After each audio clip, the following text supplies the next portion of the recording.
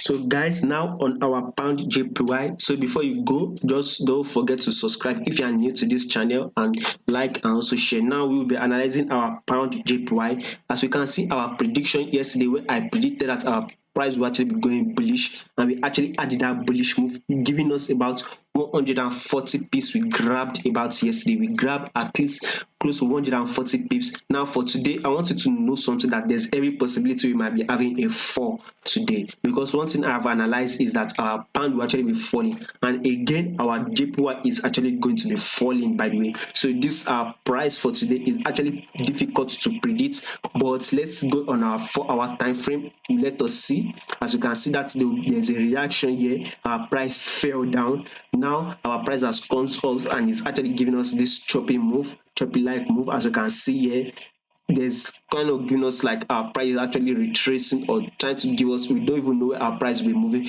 but above all our price is still above our 10 period moving average, which is this 10. So there's every possibility we'll be seeing a fall. So I want you to be careful. If you have to trade your JPY, PS, any pair related to JPY, I would advise trade your CAD JPY, which is actually going bullish, or trade your Swiss franc JPY, which is actually still going bullish. About this pound, our pound is about to fall also, and since our JPY is falling, so it is very difficult for us to actually predict, as our price reacted here, fell.